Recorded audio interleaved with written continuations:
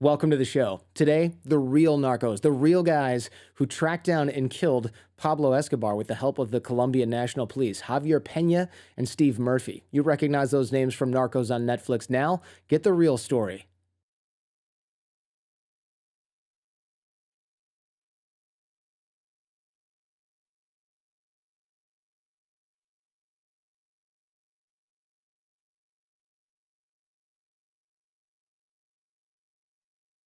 I know this is an involved question here, but how did you guys end up chasing Pablo Escobar in the first place? Was he on your radar before, or was it like, Pablo who? Yeah, let me look into this guy. And then it just turned out to be the biggest narco terrorist the world has ever known. But basically, yeah, Pablo who? Yep. I got there in '88, and I had heard of Pablo Escobar, didn't really know who he was. Just, I came out of Austin, Texas, and the first couple of days on the job, my boss says, we're assigning you the Pablo Escobar investigation. There's a senior agent. She was getting ready to leave. And so I started, researching him, trying to get involved with the case. And then all of a sudden, it's like, Pablo Escobar, like this is like the biggest trafficker in the world we had ever seen. So it was a learning process, learning what Pablo Escobar was and what he was all about. And when you say we got there, you mean Colombia, or were you guys in El Paso? Where were you guys at this point? Yeah, I was in Austin, Texas, Yeah. and I got there in Colombia in 1988. Okay. And I was down in Miami from 87 to 91, and then June 91 arrived in Columbia. I assume if you were in Miami in the late 80s, everybody thought your job was basically like Don Johnson from Miami Vice. You mean I don't look like it still? Yeah, well, I mean, I don't know what he looks like now, but A lot better than this guy does. So I assume at this point in the 80s, growing up the way you guys did, which is explained in the book, you probably hadn't done a ton of international travel to exotic places like Colombia by that time in your life, in your 20s or whatever. Yeah, no, I had never been out of the out of the country. I think my first experience was also in the chase of our fallen agent Kiki Camarena. I was brand new on the job when I was called to go help on the search in Mazatlan, Mexico. So that was my first experience. And I gotta say, I went there without a passport. So that'll tell you. They just, well, how do you get into a country without a passport? Driver's license. This was back in the Oh. 80s. I just had a driver's license. They let me in. So. Yeah, that makes sense. I think even when I was younger, you could drive to Canada and Mexico and they would just say, "Oh, you're American? No problem." And then now it's Right. not quite the same deal. Yeah. Um, you're chasing the guys who had abducted Kiki Camarena. Can you tell us like the 10,000 foot overview of what that was? Because I think people who haven't seen Narcos or it's been a minute, they maybe have never heard that name. Yeah, Kiki Camarena really was our first DEA agent that was kidnapped by Mexican traffickers. He was working on a case that was going to put a lot of people in jail. They found out it was Camarena, so basically he got kidnapped. And then all of a sudden, we could not get any assistance from the Mexican government. We finally, I think it was President Reagan, they closed the border down, and then we got the assistance we needed. And then it was just a tragic story. He was tortured. They would not let him die. They would pump adrenaline into him to beat him up some more, ask him more questions. Bottom line, it was a terrible death. It was torture. They tortured an American DEA agent, and then the search was on for the guy who orchestrated it, who was a guy by the name of Miguel Caro Quintero, was put in jail. He has thus now escaped, and he is on the run. That's a travesty. Wow. So he's out and just freely floating around where? Mexico probably at this point, I guess. We don't know. Well, they're saying they're searching for him. I don't think so. I'll be honest. They know where he is. He's bought too many people off, with the corruption, and but that is just that's a travesty, as I Hmm. mentioned. Yeah, yeah. And looking at the Camarena case, it's nightmare fuel. So if you're at home wondering about that, think twice before you get into the details on it because you can't unlearn that stuff. And I assume when you guys found out about what they did to him, you were in your 20s, right? So were you like, let's go get these sons of bitches, or were you like, ugh, I really don't want this to happen to me? Because it's terrifying. Like, it's really disgusting what they did to him. And if you've ever seen a cartel video on the internet, it's that times 10, right? I mean, it's just disgusting. Well, for me, I was still a local cop when Kiki was murdered, so it didn't have much impact on my life back then. But when I came on DEA in '87 and then ended up in Colombia in '91, it was encouraging to see that tracking down Kiki's murderers was still a priority within the agency. And you know what? To this day, here we are at the end of 2020, it's still a priority. Mm-hmm. Yeah. And I had 1 year on the job. I had just become an agent in 1984. I barely had the year when I got the call from my boss. I didn't know anything about, hey, go to Mexico. We need help. I speak Spanish. And like I said, I learned a lot, saw a lot. And like I said, it was just that violent, not letting a person die. They would, that's what really ticks everybody off. They just kept him alive so they could beat him up some more. Well, yeah, it's nasty, and we can link to the Wikipedia entry on that in the show notes, because if you find the wrong description, it's it'll keep you up at night. It's pretty horrific. It is. It really is. And I know that when you started going after Pablo in Colombia, there were threats against your lives. I kind of wanted to get an overview of what it's like when the most notorious drug dealer in the entire world is looking for you personally, right? Not just like, hey, stop them from getting me, but they're like, these two, get these two jokers, and there's the bounty on your head was $300,000 or something like that, if memory serves. Correct. Yeah. And just keep in mind, they didn't hire us because we were the brightest bulbs on the tree, okay? Well, Javier was. You want to start, Javier? No, go ahead, Steve. Yeah. It was, when you get to Colombia, when you get these foreign officers, you don't know which case you're going to be assigned to. And of course, I came into a great position because Javier had already been there 3 years when I arrived in 1991.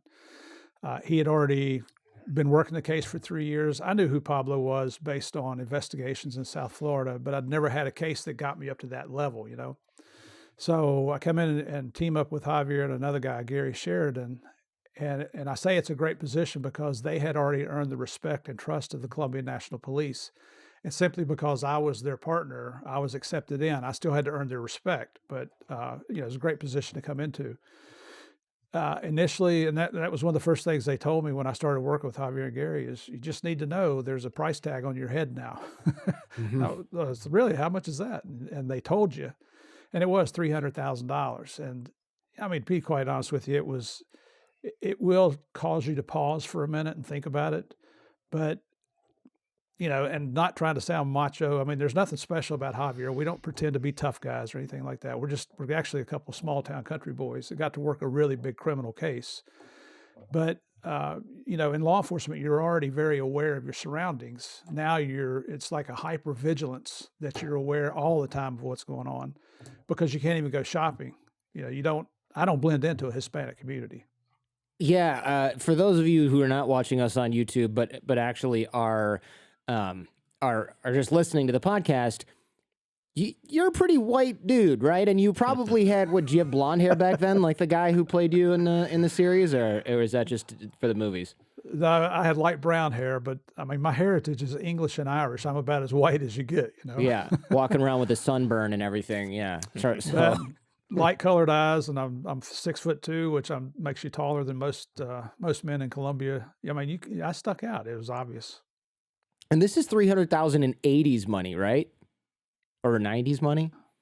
It was in the 90s, and I mean, during our speaking events, what I like to tell people is that the biggest threat I faced from that bounty is that my wife would kill me in my sleep because I was worth more dead than I was alive. Yeah, it's about $600,000 in today's money. It's actually more than that. So depending on which year we're talking about, if we're talking 1991, it's like $600,000.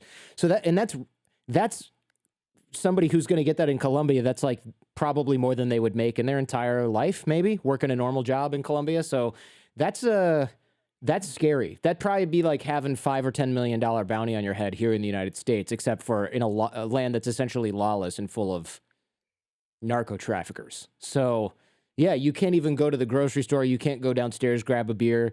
You can't get up at night and go outside and walk the dog if you have one. You can't really do much of anything. And which one of you was it that had the fancy apartment downtown where you'd bring girls back all the time? I assume that ended pretty abruptly. Oh, come on, Jordan. Of course that's me, man. Come on, man. I give you a little credit here, buddy.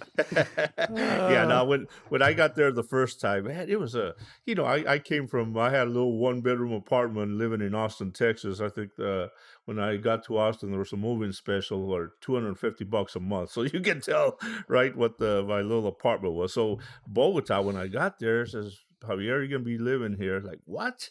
I mean, I still remember the living room. It was all glass, mountains on one side. You had the city on the other side. I was on the 18th floor. And Bogota weather is always at nighttime that coldish in the 50s, 60s. Had a great fireplace. Anyway, and I think even back then, in '88, the rent they were paying was like 2,500 or $3,000 a month. Wow, And that's this a is lot in today. Colombia. Yeah, it was like a penthouse. It Right. had a maid's quarters. I'm by myself, so I was, of course, elated. Just, it was a great apartment. You can't afford that. Where I came from. So But you had to move twice, didn't you? yeah, yeah. Yeah, I'm sorry, man. The point of the story is, yeah, I had to move twice. One of them, and it was kind of, I'll never forget. My boss calls me up, and he says, "Oh, yeah." He says, "Yep." And he is a great guy, Bruce Stock, and he's been around the foreign arena for a long time. He knows the foreign stuff. So anyway, he's Javier, just don't panic. Just get in your. I had an old Bronco, bulletproof. He says, get your gun, get in your Bronco, and come to the embassy. I'll explain here, but get out of there right away. And when he said right away, I said, yes, boss, I am getting out of here. And I remember I'm nervous. I'm like, what do I watching? Who's watching me? And, the garages are like two in a basement, 2 floors. So I think I hit the Bronco about 3 or 4 times trying to get out of there. At the embassy, they're waiting for me. They opened up the gate and yeah. So I go in. Now they tell me, hey, they intercepted a phone conversation where some of Pablo Sicarios were going to come after me. And we're not sure it was just to kill, to kidnap, to send me a message. We're not sure. But you know what? I don't care. Yeah. We got out of there right away. Yeah, especially after the Camarena case, you don't want to find out what they're Right. gonna do. Like, it's kind of you kind of have to assume the worst, even if they drive you around the block and they say, "Hey, you're gonna book the next flight home." Not Right. really a gamble you want to Nah, take. you don't want Um, to be around there. So I went back to the embassy, and like I said, I learned that the threat was real, and it came off an intercept. So yeah, that's serious. right, it wasn't somebody who sent a letter to the embassy. It was No, what they right, thought was a right. private conversation. So, at that age, are you kind of more afraid of the sicarios, or are you more afraid that you're going to miss out on some of the action? Because I know in my 20s, I would have been like, "Oh, come on, I'm invincible. It'll be fine. Let me go chase these guys." Yeah, no, well, you know what? For me, they just moved me to an apartment. Says, "All right, Javier, get back to Medellin." So it was basically, "All right, yeah, we got you a new place, but you're still involved," which is good. I never thought of it because the worst that could have happened is they could have sent me home back Mhm. to the States, and I didn't want that. Like what you said, Jordan. I was a little younger, and I wanted to stay in the chase, and so I'm glad. I mean, I'm glad I didn't get sent home. Who was it that got trapped by the Renault auto in the book? Which one of you was that? Well, that was me. So Okay. that my wife was in the car with us, and we were living in Medellin at the time, and I'd come home for a few days working in the embassy, and you know what? It wasn't anything more than a traffic dispute. It was road rage. It's basically what it was. But when the guys blocked us off, the three guys, and it's my wife and I almost hit them, and I had a full size Bronco, the old style Broncos that were huge, and it's armor plated and it's got the bulletproof glass and everything. But when these guys got out, they wanted to fight. And when they would raise their arms, you could see pistols in their belts. And I'm sitting inside my Bronco with my gun in my hand. They can't see it, of course. But, I've got my wife with me. She's got her dress and heels on. We've been at the embassy, um, called for backup on our radios. Still to this day, I'm still waiting on the patrols to arrive there. They never showed up. And luckily for us, a police patrol, a motorcycle patrol of about 10 Columbia National Police officers came riding by. So I laid on the horn, but the the funny thing about that story is that my wife, she's a tough girl. I mean, she's never been bashful about adventure. And after we'd been sitting there for about 10 or 15 minutes, she looked over and she said, "Hey, if you can take those two, I'll take that little one right there. I'll take care of him." But of course, you're not going to expose your wife to danger like that, No. knowing they have weapons. So anyway, the police turned around and came back. And by the time I got out of the Bronco to go talk to the sergeant in charge of the patrol, these three guys had already gone over and, "Oh, it's this gringo over here and he's causing problems and he's doing this, that, and the other." And so the sergeant starts giving me a rough time. And I pulled out my Colombian National Police IDs and said, look at the position of the cars. I'm not blocking them. They're blocking me. They were actually had me blocked sideways in front of the Bronco. And I said, "If we got a problem here, let's call General Montenegro." And he was one of the Colombian police officers that we worked with on a regular basis. And that got everybody's attention. And then I pulled out my military ID, Colombian military ID, and showed them that general's name. And these were three young military guys that just, they thought I'd done something wrong towards them driving down the road. They almost pulled out in front of me is what happened, and I blew the horn at them. So after that, it was a lot of, "Lo siento mucho, señor. No, we don't want any problems. Can we just go now?"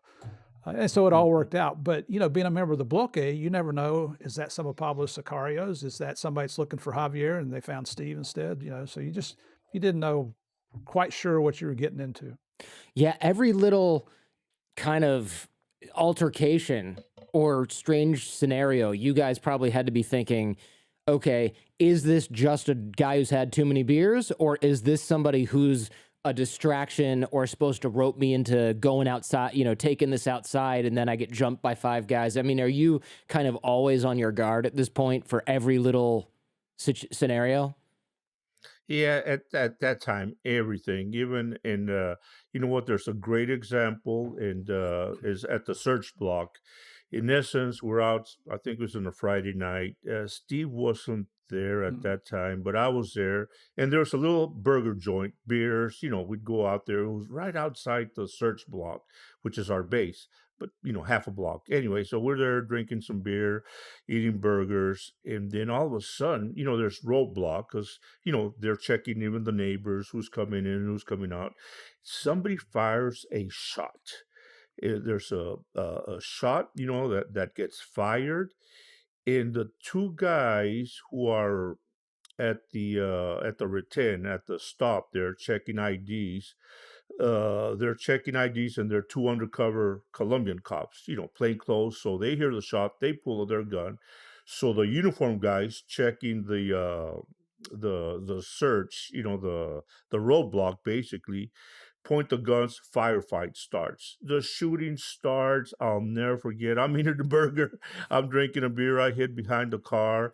There was two CIA guys with me, and they said, "Okay, Peña, we're going to run down this alley to go back to the school." I said, "Buddy, if you run down that alley, you will be shot." Right now, nobody knows who's bad guys, who's the good guys. If I was you, I'd stay here with me until, so they decided to stay. And I think, I saved their life that night, the way they were going to be running. Yeah, they'd be shot. But anyway, when it was all over, there were like 3 police officers dead because Oh, of wow. fire, but friendly fire, because nobody knew who was shooting at who. And, when gunfire erupts, everybody pulls out guns and starts shooting, not knowing. There was a lot of unknown people at the base. So, like I said, that was just one incident where something, triggered a chaotic situation.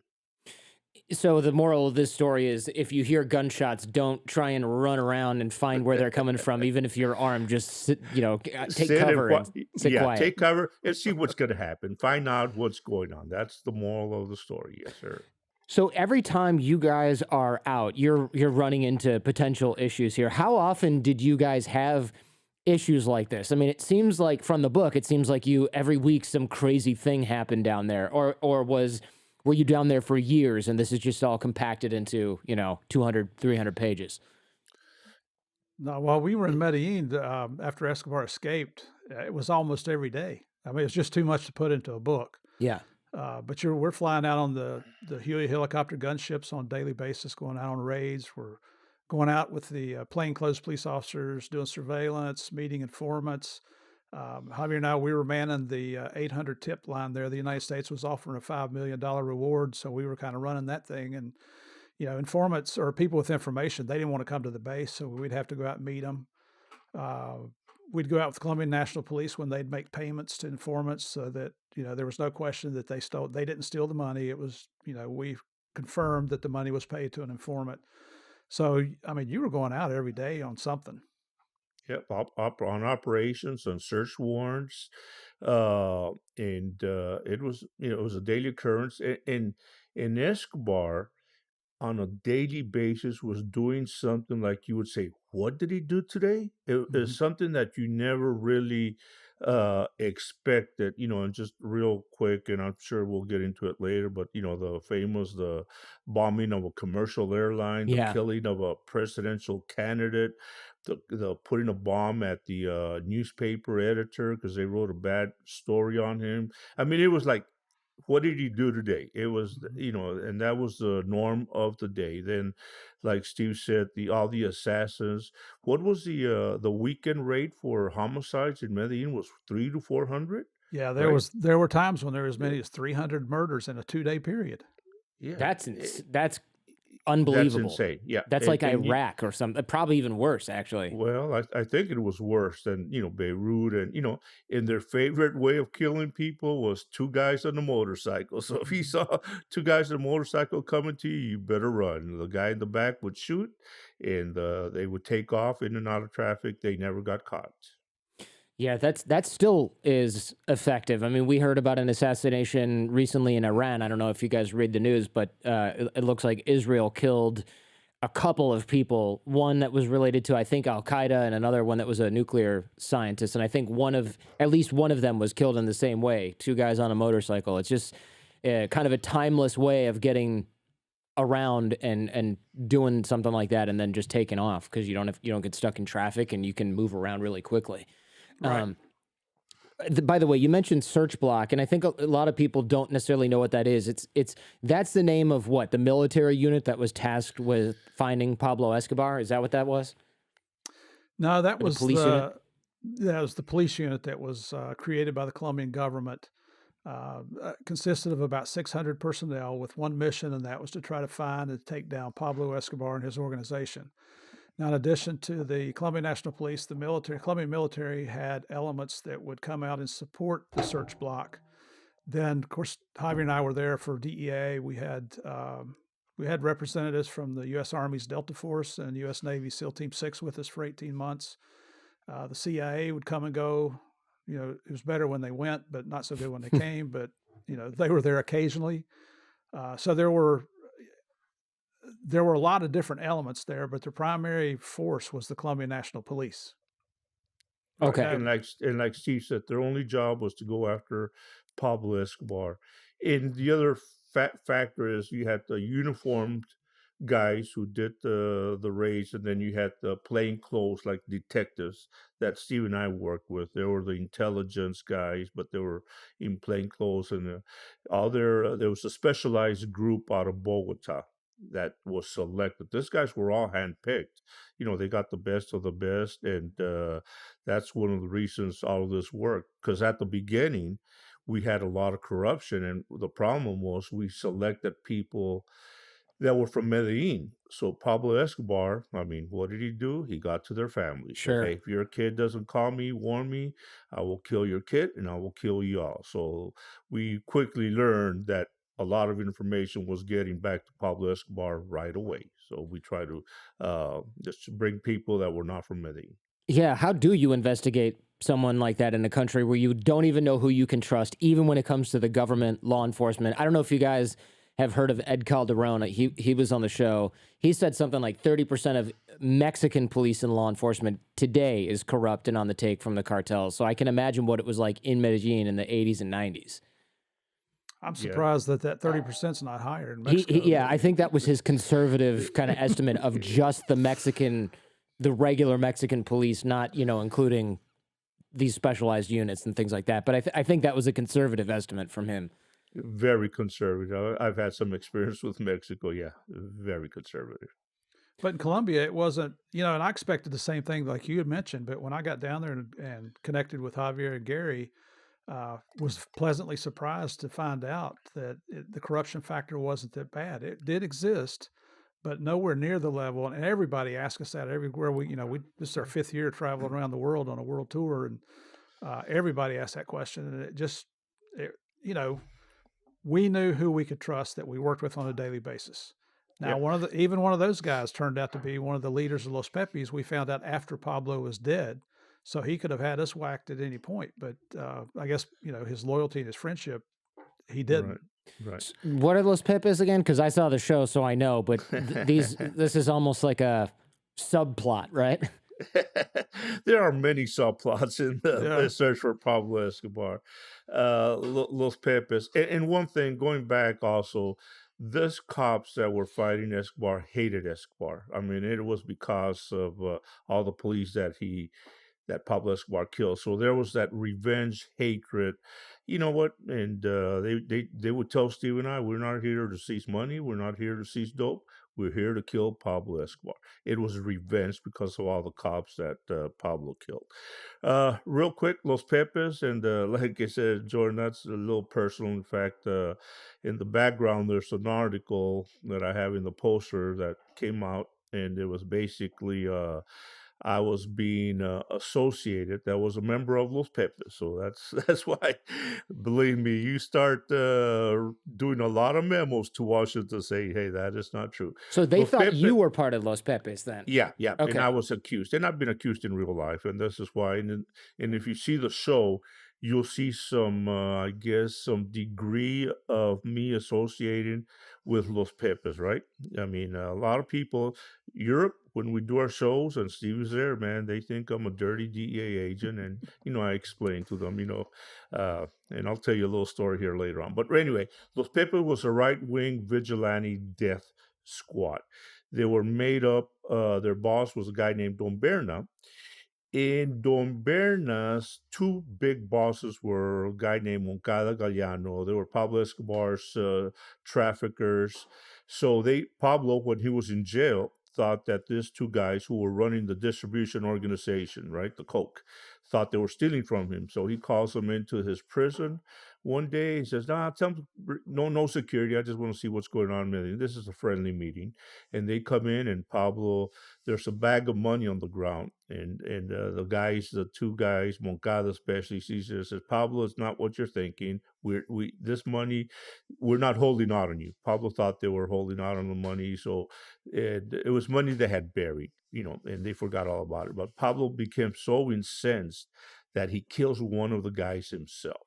The sicarios come in, kill the other guy. So their head of security, Don Berna, so he vows to kill Pablo Escobar's family. Their main goal was to kill his wife, his mother, his two kids, and they would kidnap people, kill them, then put a placard at Los Pepes. That way Pablo knew it was them who was killing them. They were able to kill about 30 of his friends, family members. Oh, wow. So he basically had a gang that was just about revenge against him, killing everyone. And I remember in the Netflix show, they would kill even journalists that were kind of doing Pablo's bidding, right? Didn't they? There's that woman who was always kind of, I guess she had an affair with him. I don't know if that was real or just for Netflix, but she ended up dead too, and with the little like cardboard around her neck that said Los Pepes or something like that on it. Yeah, very true. Los Pepes, cardboard. That way, Pablo, the news would publicize it. They would kill anybody, journalists especially, because Pablo was trying to get journalists to go on his side, saying he's a good guy, let's let him surrender, give him the conditions again. And there's one incident where they killed there's two attorneys, and one of his attorney had his 10-year-old son with him. They killed him too. And that's what, I'll be honest, at the beginning, when Los Pepes first came on the scene, people in Colombia loved it. They were like, "Man, Pablo, they're fighting you with your own medicine." Type. And then all of a sudden, as they went too far, but they had already killed like 30. And that was the reason Pablo was trying to get his family out of Colombia. When did you know you wanted to get Pablo Escobar? In real talk, were you thinking, all right, we're going to arrest this guy and bring him to justice? Or was it more like, we're going to end up putting a bullet in this guy and we just know it? Like, if he ends up surrendering, great, but we're probably going to end up killing him. Did you think that, or was it you weren't sure? You know what? For me, I knew that they were gonna end up killing him, and because of everything he had done and all the hatred towards him, and also Pablo, remember, I mean, he was not gonna let himself surrender, be taken to the United States. The whole war of Pablo Escobar is based on extradition. Colombia wanted to extradite him, and that's when he started the war. Colombia backed down on extradition. So, for me personally, I always thought Pablo would never be taken alive. What about you, Murphy? Same thing. Just knew it was going to end up with him dying. Yeah, and you think about it, I mean, this guy, he has vowed that he's not going to be taken alive and all this stuff, but you hear that on a regular basis, believe it or not, in this line of business. Yeah. But here's a guy that's responsible for, we estimate, 10, 15, maybe 20,000 murders. Pablo Escobar is. There was his last remaining Sicario that we're aware of passed away several months ago. He was known by the moniker of Popeye, John Jairo Vasquez. He was on a documentary that we were on. He says the number is more like 50,000 murders that Pablo Escobar is responsible for. You read the statistics, he is responsible for as many as 1,000 police officers being killed in Colombia. So you know where their focus is. They're not looking to give him his due process in court, I don't think. And like Javier said earlier, they made it clear to us, this is all about killing Pablo Escobar. I was going to ask how many cops he killed. 1,000. That is. And that's a low number. I think Yeah. it's a little bit more, but we pretty much say 1,000. And also remember, the car bombs. He was placing them at where cops were going to, right outside our base, and then, he started a bounty on police officers. What's a bounty? He put money, and all he would just told his sicarios, "I want as many police officers killed as possible. I'm looking for numbers." And at the end of the day, I'm going to pay you $100 a hit. Can you believe $100 for a human life? So, I mean, it was just pathetic. And sicarios were killing police officers. Yeah, I read that pretty girls would they'd go to bars, look for cops, say, "Hey, why don't we go back to my place?" Torture the cops, kill the cops for $100. I mean, life is just so cheap. $100, I just can't believe it. It's nothing. Yeah. I mean, it's nothing. Yep, and I have a little story. I helped arrest a 15-year-old thug, Sicario, and he told me the same thing. He says, "I work for Pablo Escobar." He says, "I will die and kill for Pablo Escobar." He gave my mother money. She's got a little house. We have food, so I owe my life to Pablo Escobar. And he admitted already that he had killed 10 police officers at $100 a head. And then he said, "You know what? I will be dead by 22, 23 years old, so I'm going to work. I love my boss, and I will die and kill for him." So that was the attitude. Now, I know Murphy, I'm not sure about you, Peña, but I know, Murphy, you grew up extremely conservative, religious. Usually cops and especially drug agents, don't you have to learn how to think like a criminal, right? It seems like somebody from a really conservative background, it's a little bit of a leap, right? Did you read that part in the book where I had my first run-in with the cops when I was about 10 years old? I probably, but go ahead and refresh our memory here. Oh, no, it was just, I was like 10 or 11 camping out with some buddies living in Middle Tennessee, just south of Nashville. And, in the middle of the night, there was a laundromat in our neighborhood where you could go buy sodas and peanut butter crackers and things like that out of the machines. But none of us had any money, so we went to break into one of the guys' houses. Now, the guy was with us. We were trying to get into his mom and dad's house. But, Got it. Somebody called the cops on us, and, it scared us so bad we didn't even run. We just froze. The policeman came up to the two guys, and, they're just acting like this is the most serious thing that ever happened. And they said, "So boys, you've got a choice here. We can either take you to jail and you'll go to prison the rest of your lives, or we're going to take you home to your mom and dad." We all looked at each other and said, "Take us to jail," because we knew what was going to happen when we got home. And you hear the sayings, preacher's kids, PKs are the worst kids out there. I might have fit that mold for quite some time. That's funny. I mean, did you find it difficult learning how to think like criminals when you literally grew up like an altar boy or a preacher's kid? Not me. I always viewed it as a challenge. Okay. So as we were both uniformed cops before we became federal agents, and those are I call that the real police, because they have to respond to whatever incident comes up at the moment. Plus, they're out looking to get into trouble, to find trouble and try to prevent it. Whereas as DEA agents, we kind of plot the investigations that we do. Some of it's reactive, but most of it's proactive. So it wasn't. I didn't think it was quite as dangerous. I mean, being in Colombia was dangerous. Being in Miami was dangerous, but not like a uniformed policeman that's out there every day answering multiple calls, not knowing what you're going into. So, but being with DEA, I always viewed that as a challenge. Can I outsmart these guys? And let me tell you, drug dealers are not the brightest bulbs on the tree out there, right? Some of them are, but I mean, some of them are intelligent, or they surround themselves by intelligent people, and that's the smart drug trafficker that does that. You guys mentioned seizing a bunch of cocaine that was riding through Cuba, and I thought that was interesting because I remember when I was younger, Castro's one of his big bragging points, and the guy bragged about a lot of stuff that made no sense, but one of the big bragging points was, look, we don't have drugs here. We're the only country in South America that doesn't have drugs. And now that he's gone, especially, it looks like they had tons of drugs. The people couldn't afford them, but they were shipping them and smuggling them through Cuba constantly. Right. They were a major transshipment point between Colombia and the United States. And that was when I first joined DEA in 87, I was stationed in Miami.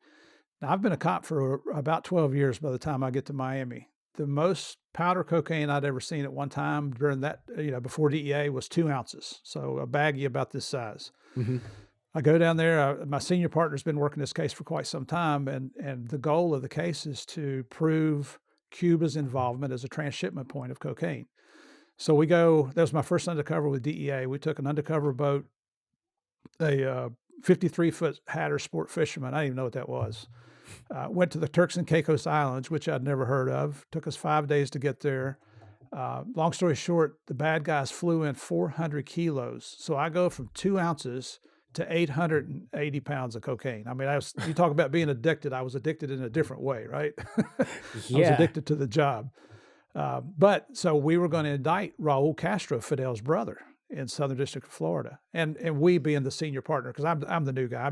I'm kind of the gopher for everything, But before he ever got to the courthouse, they got a call from the White House saying, "Stand down. You're not going to indict him." Now that's the whole thing is outlined in our book, Manhunters. But the reason I mentioned that is because we had a ghostwriter, Isabel Vincent, who wrote our book for us. We told her all the stories and everything, but she's an excellent researcher.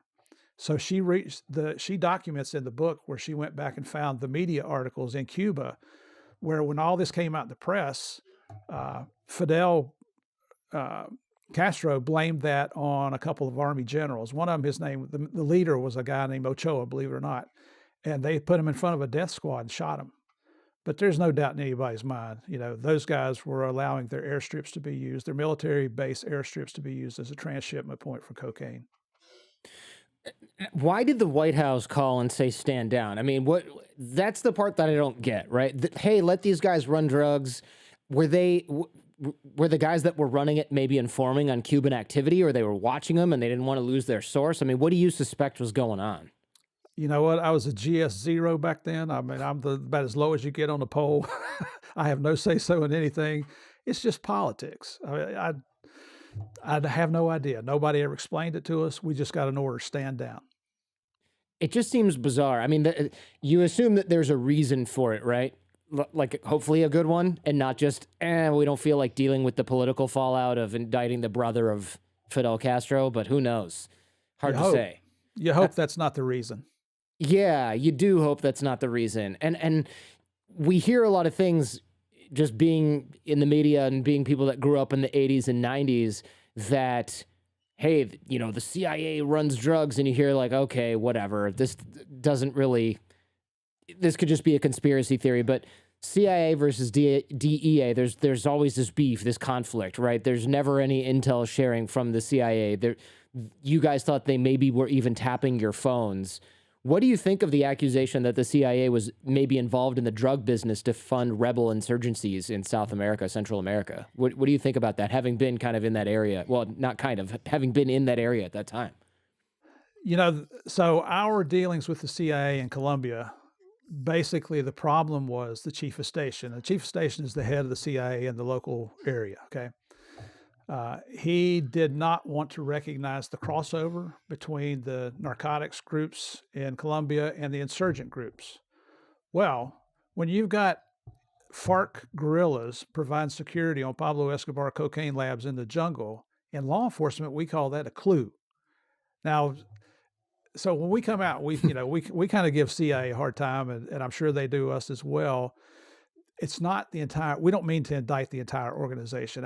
Personally, I happen to think they do a pretty good job, to be quite honest with you. It's just because of what they do, they don't have the opportunity to defend themselves to the public, like other people do. So they just take it on the chin and they keep going. After we left Colombia and got away from that chief of station, we've never had a problem with the CIA since. In fact, we've worked with some in retirement that have just been phenomenal to work with. So now, get back to your question about Central South America. Could they have been involved in that? You know what? It certainly seemed like there was an awful lot of smoke back then, and usually where there's smoke, there's fire. We know that Oliver North, was kind of used as a scapegoat when it came to all that stuff. I happen to know Oliver North. I know him personally, and I think he's a pretty decent person. I would never disrespect him by asking him what his involvement was in that. But if you believe what you read in the media, it certainly seems suspect. And that's why at every show we do, when we explain a story, we encourage the audiences, go do your own research. Don't accept what we say as fact. Do your own research, and then you make the decision what's true and what's not true. It makes sense to me that there's not just one person pulling the strings in any big organization like that. It's hard to tell. I do have Oliver North coming on the show, well, hopefully. So I'm going to have to ask him that question that you didn't want to. So wish me luck on that one. We'll see how that goes over. Maybe I'll save it for the end of the interview because, it's hard. When they're not sitting in front of you, they can just go click and then you go, oh, what happened? It looks like we got disconnected. That's actually never happened. And I don't, he doesn't seem like the kind of guy who would shy away from that. I mean, he's dealt with worse, Congress and all that, but maybe he's sick of talking about it. Hard to say. Well, make sure you ask him about his nonprofit Freedom Alliance, because I've supported that personally by speaking to some of his contributors, and it's phenomenal what he does for disabled veterans. So that's a good thing about Oliver North. Well, we can definitely focus on that too. And look, even if it's a complicated issue, right? Because if you're trying to save hostages and you're trying to stop the creep of communism in the 80s, and you say, look, we sold some drugs and it got out of hand. I mean, I don't want to excuse illegal behavior, but I kind of understand the calculation that would have been made there in somebody's head at that particular time. 2020 hindsight, it's kind of hard to judge somebody for something that they did when they thought they were doing something for the greater good. So maybe that was the case.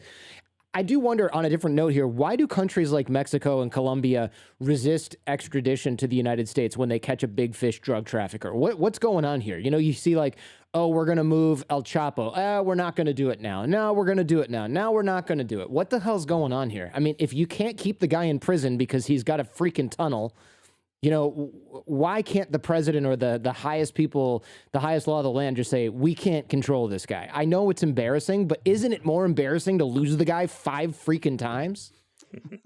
Jordan, you know what? You asked the perfect question. Why don't those countries want to give up some of their traffickers? And also, and we go back to the corruption, the money, and some of these traffickers in some of these third world countries, they're living like kings.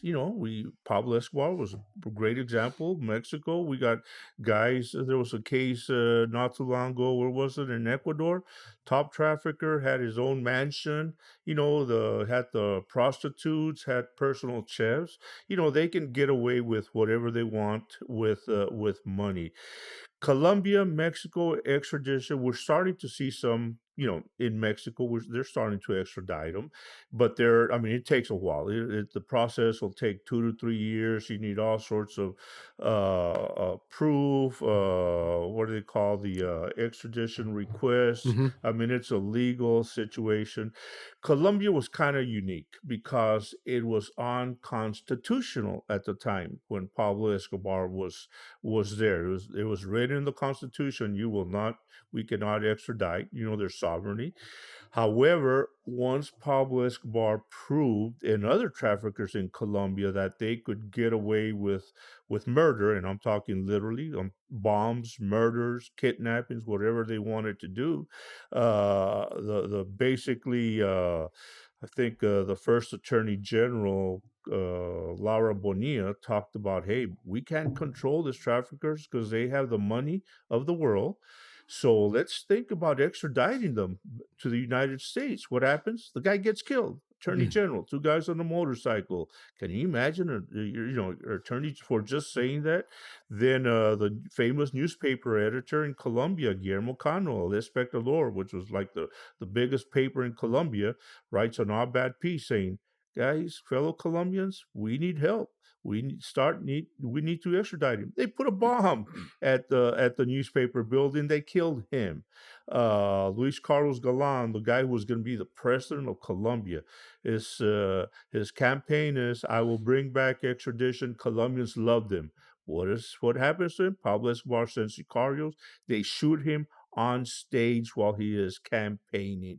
Unbelievable. So it was the Constitution. Once Pablo Escobar killed the presidential candidate, Luis Carlos Galan, just for historians, the president was Barco Vargas, who said, Colombia, I don't care. He signed a piece of paper saying, let's get rid of these traffickers. And we had a field day. We extradited about 30 of Escobar's traffickers to the United States. It worked. Why? And like I said, I mean, our justice system, I mean, I've always said, no one's going to escape from our justice system. They're going to try, right? In the U.S., some have been successful, of course, but the majority are going to, if you look at the Supermax, where I think it's in Colorado, where Chapo is there, there's no chance these guys are going to escape. So, me personally, I wish more of these countries would start saying, let's get rid of these traffickers. We can't deal with them. Mexico's starting to do it. It takes a little bit longer, but we saw Chapo. We've seen other Mexican traffickers. And Colombia still, they're starting to extradite some of their top traffickers to the United States. We've seen FARC members getting extradited. So they're coming along, but there's still other countries that, because of their sovereignty laws, they're not going to do it. Yeah, I know that Escobar, when he finally surrendered in Colombia, he got his own prison. And we see that in the Narcos series, right? Where he basically builds this luxury prison and you guys can't eavesdrop on it. You can't fly over it. You can't drive up. You need permission. I mean, he's safer in there than he probably was anywhere else.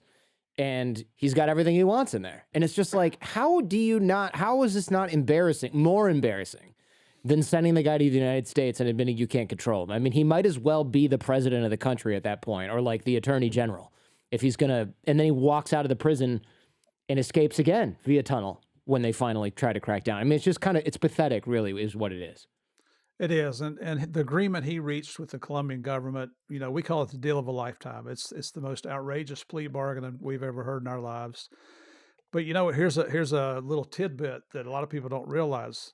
Once Pablo surrendered and he was in prison for 1 year before he killed the Moncada and Galeano brothers, the bombing stopped. That was part of the deal. The bombings would stop. And so he did live up to that one thing. But, the fact that what he calls a prison, we call a country club. Mm-hmm. If you've seen it in the Narcos series, in real life, it's much, much nicer than what you see on television.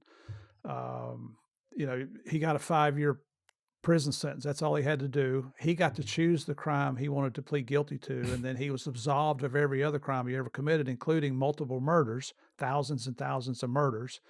He built his own prison. He paid the guards. I wonder where their loyalty lies, right? Mm-hmm. To the paymaster.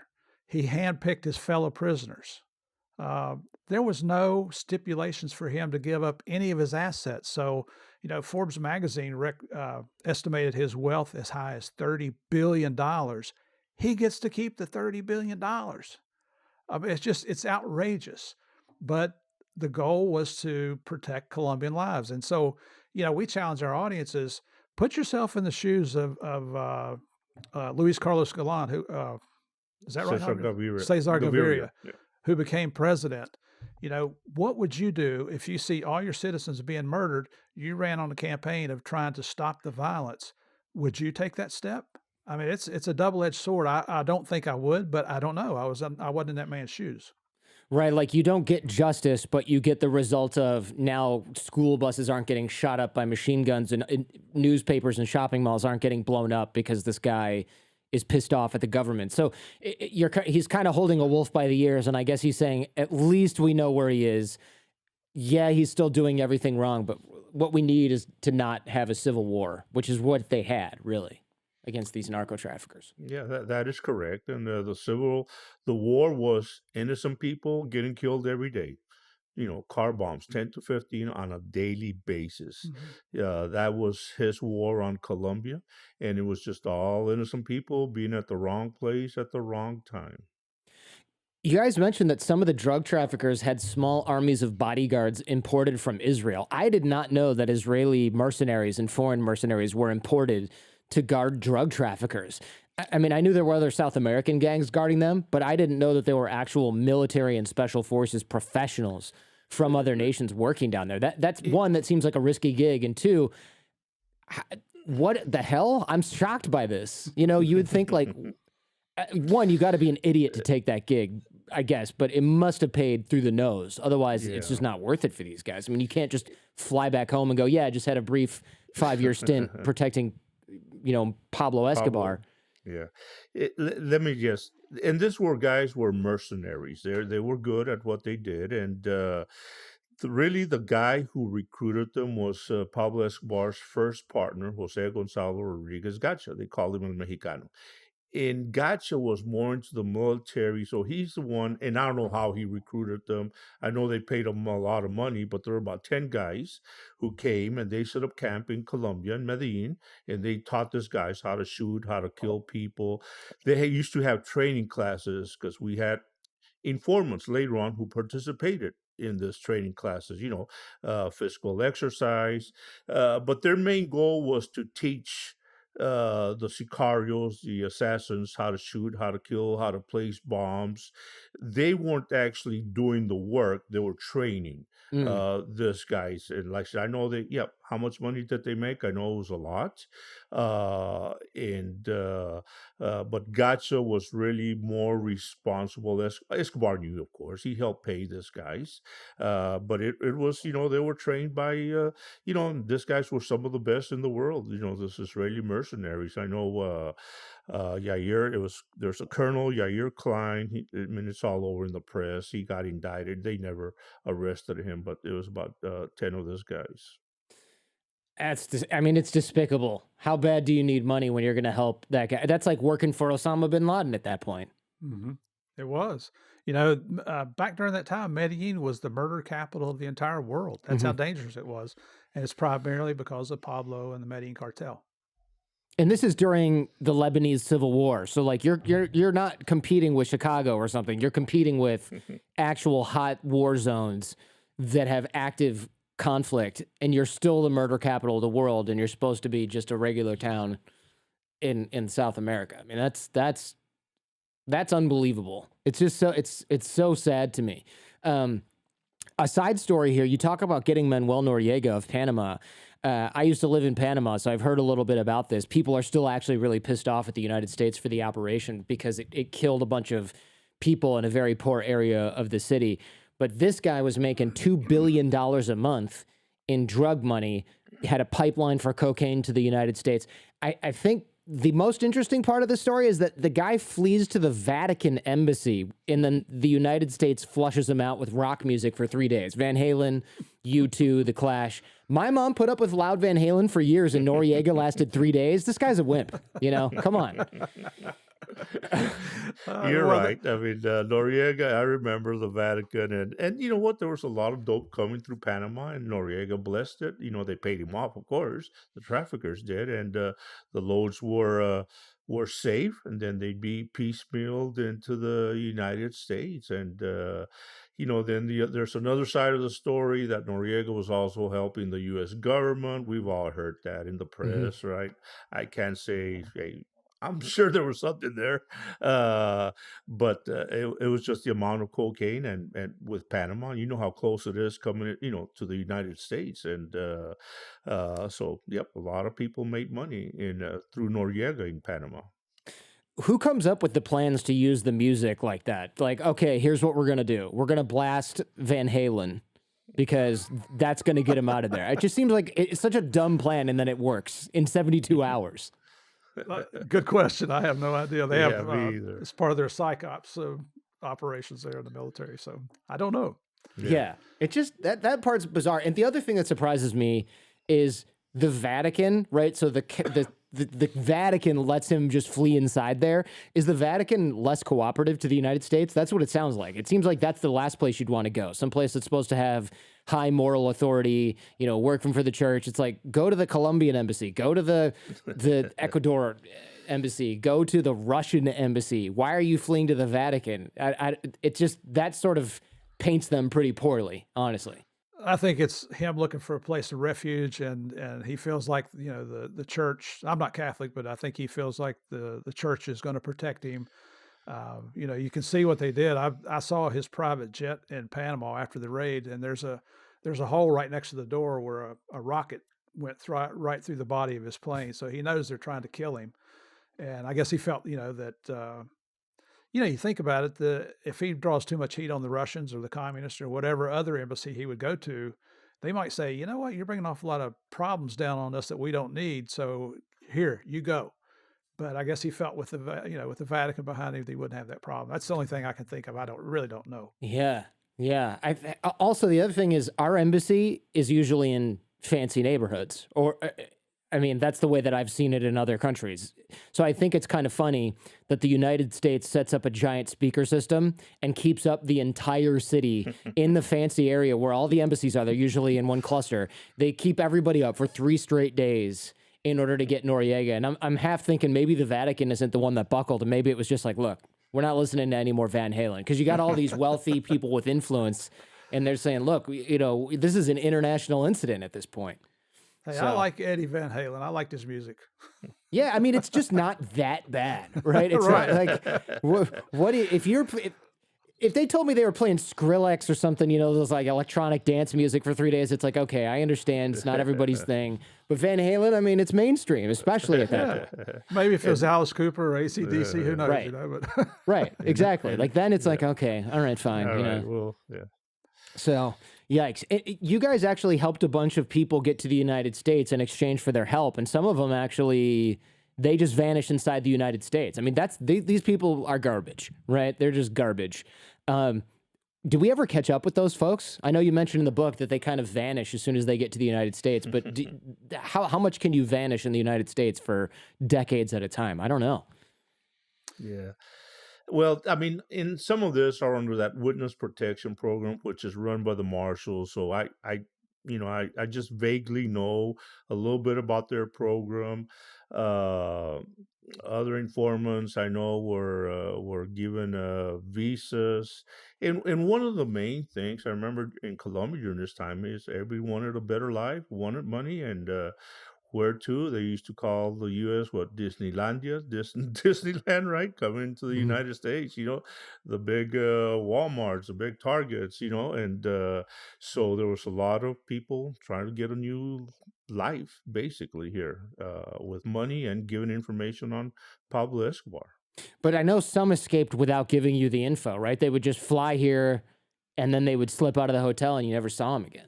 Yeah, that is correct. And we failed on our taking care of them security wise, so they took off, and who knows if they made it back or they stayed here.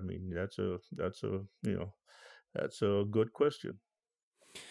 Tell me about killing Pablo. I think I don't want to spoil the whole story here because people can see it on Netflix. They can see it in the book. But after he's dead, the murder rate drops by 80%. 80%. That's ridiculous. That's insane. Just one guy that was responsible for 80% of the murders in the whole country. If they didn't get rid of narco traffickers or drugs, just Pablo Escobar, 80% murder rate drop. That's crazy to me. it is. It's outrageous. And And to this day, I mean, we get a lot of comments on our social media sites, and we'll get emails, and we've even had people yell at us during our shows, derogatory things. But people are still out there that think Pablo Escobar is some kind of hero. A lot of these people that think that weren't even alive when he was killed.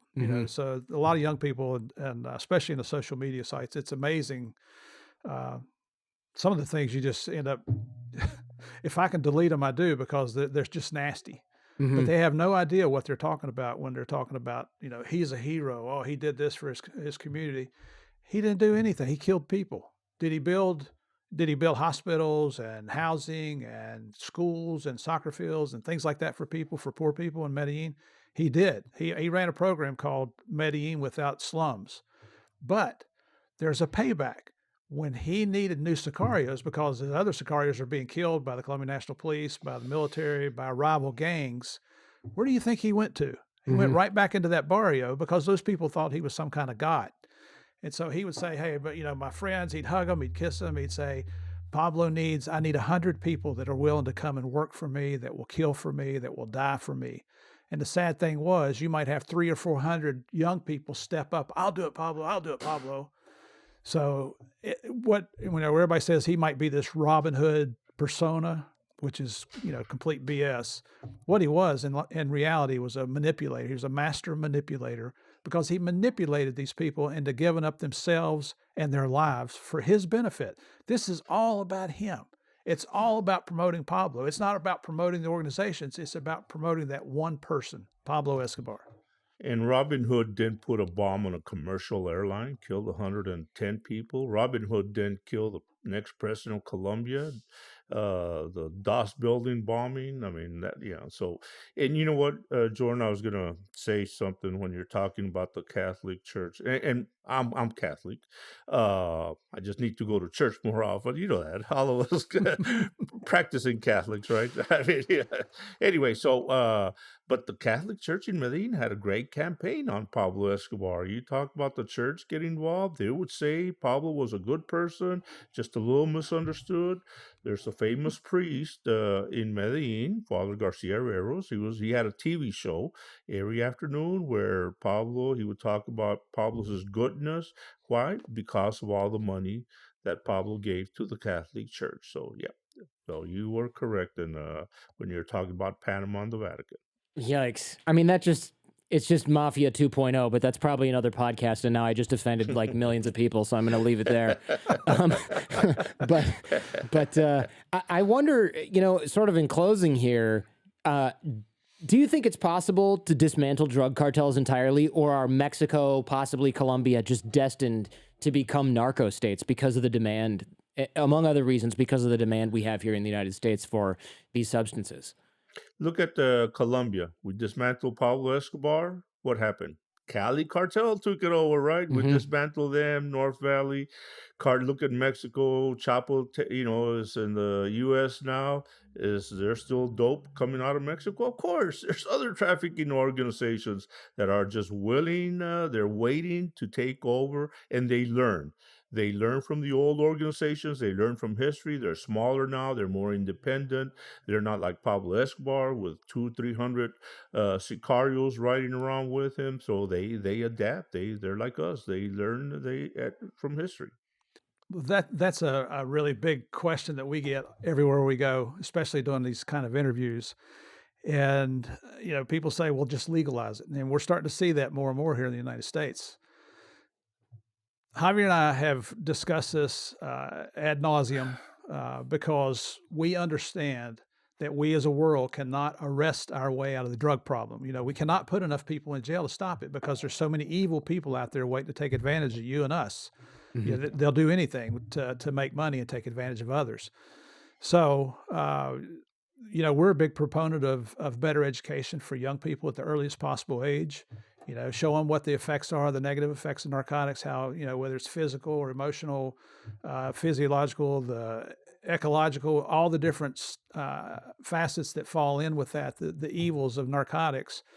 But also, it's not fair to look at our police, one group of people, and say, go fix this, because the police can't do it alone. You can't tell your legislators, legislate us out of this problem. you can't expect the pharmacists to get us out of the opioid problem, although a lot of, big pharma had a lot to getting us into that problem. Mm-hmm. So DEA has started this program, and please understand, we do not speak for DEA, but we are aware of this program. It's called their 360 strategy, and they go into high-risk cities, and what they do is they bring all parts of the community together. So you've got your law enforcement, your judicial system, your doctors and your pharmacists, your faith-based community, your moms and dads. Everybody comes together to try to address this issue and bring a solution to it. And they've seen some great successes with it. Javier and I we love the DARE program. I can't tell you how many people we talked to that, oh yeah, DARE, I remember that when I was in grade school. That was really cool. The cop was so nice, they brought a helicopter in. We got to sit in the helicopter and, we got to blow the siren on the police car. But you know what? One of the political administrations did away with their funding. Now they are back with funding now. But here's a program that's helping our young people to learn about the evils of narcotics, and we do away with the funding. So this all kind of comes back around to that quote of the war on drugs. There's never been a bigger misnomer in the war that the government has come up with. I mean, God bless our men and women in law enforcement. And when we say this, we are certainly not taking anything away from them. We still need the brave men and women who are willing to put a uniform on to protect you and us, right? Mm-hmm. But a war, when you go to war, you get your allies together, you get all your material, you go in with your troops, you're ready to win, right? Here we're fighting the war on drugs. We're going after a man who is the world's first narco-terrorist, who is the world's most wanted criminal, a man who's responsible for as much as 80% of the cocaine in the world. I mean, think about that, Jordan. Would you like to have 80% of the podcast market? Yeah, that would be great. Sounds good. We'll have the next interview on my jet. On your jet. Can I get a ride with it? Yeah, absolutely. Jets for everyone at that point. So here's a man. This is who we're talking about. He cornered 80% of the cocaine market in the world. And what did the United States send? Javier Peña and Steve Murphy. Does that sound like a frickin' war? Yeah. Make sure you guys bring extra bullets, I guess, right? Yeah. Well, that's a whole nother joke. We weren't allowed to carry long guns. We could only carry our sidearms. We're going up a guy that has shoulder-mounted rockets, that has hand grenades, has RPGs, and we got 9mm. Right, and they're like, here's another handful of shells just in case. Saw the handle off a pot and put it in front of your jacket just in case. Yeah. I mean, it's like pissing into the wind. No, not to no offense, but it really is like there's just not. Even if there was 100 of you guys, 1,000 of you guys, right? It's just not enough. It's not enough. We can't sort of, like you said, arrest our way or shoot our way out of this one. We've got to do something better. But I mean, this is my personal opinion. Legalization is not the way to do it. That's not going to work. I don't really see how that would work either. I mean, we're just going to end up with the problem is people like me as a teenager, teenage Jordan says, well, if it's legal, it can't be that bad, or it would be illegal. So you end up with the effect of that, and educating people and saying a lot of things that are legal are still bad for you. It's just not enough. It's just not enough. So it seems impossible. We agree 100%. Guys, thank you so much. This has been really interesting. Getting a look inside this investigation, inside your time in Colombia, and inside the DEA is fascinating. Is there anything I haven't asked you where you got to make sure that you leave us with? If you want to find out more about us, go to our website, www.deanarcos.com. We're hoping next year to compete with you in the podcasting market, so we've got a surprise coming after the first of the year. Great, bring it on. Yep. And for people out there, visit Colombia. It's a great country. It's a safe country. It's a beautiful country. We encourage. It's like I said, it's a beautiful country to visit. And the real heroes in the search of Pablo Escobar were the Colombian National Police. They're the ones who took down Escobar. Absolutely. Interesting. That's an interesting point. Have you ever been back to Colombia on vacation, or can you go back, or is it kind of like, the juice ain't worth the squeeze? Yeah, no, we've been there twice. And okay. Yeah. We tell people go. It's beautiful. It's changed a lot. It has. We were there a couple of times. You? Can you go? Do you feel safe there? You particularly, like I would go, but you particularly, would you be able to go, or is it is there just too much of a residue on this Escobar case for you to feel safe? Well, we went to Bogota during some of the filming of Narcos series, seasons 1 and 2. Felt pretty good there. I mean, it's a huge city, 8 million people. We did a corporate speaking event in Cartagena, felt comfortable there walking around the streets because there's a lot of tourists, a lot of gringos out there, so I didn't stick out like a sore thumb. Right. Now, we went to Medellin and filmed a show a couple years ago, and that one was a little bit nerve-wracking. I think, JP, you were there 1 or 2 nights, and I was there 2 or 3 nights. I actually went and watched the Super Bowl at Hard Rock Cafe Medellin, believe it or not, with a bunch of other Americans, but nobody knows who we are. You know, Yeah. I mean, you can ask anybody in the world, do you know who Pablo Escobar is? Everybody knows who Pablo is. Ask them who Javier Peña and Steve Murphy are. Most people don't know. And they don't know what we look like. They think you're the guys from Netflix. They're not looking for you two, right? They're looking Right, yeah. They're looking for Boyd and Pedro. Yeah. They don't think we're real. They think we're made up. So. That's right. That's right. Guys, thank you so much. Really fascinating to talk with you. And thank you for your service. I know that was no easy task, and you were under fire for a while. And I hope you guys are able to go back out on your speaking tour after the world opens back up, because I think at the very least you're entitled to a few speaking fees here and there for your hard, long hours. I hope people hear you, George. Thank you. Absolutely. It's been a pleasure being on your show. Thanks for having us. Yeah, me George. too. Thank you, George. Thanks for watching. I hope you enjoyed this. You can find a lot more just like this in the Jordan Harbinger Show podcast feed. You can find that in Apple Podcasts, Spotify, or wherever you get your podcasts. Now click here for an interview with Freeway Rick Ross. He sold over $1 billion in crack in today's money and started the crack epidemic here in the United States. This story is a wild, wild ride. Of course, click here to subscribe to the channel.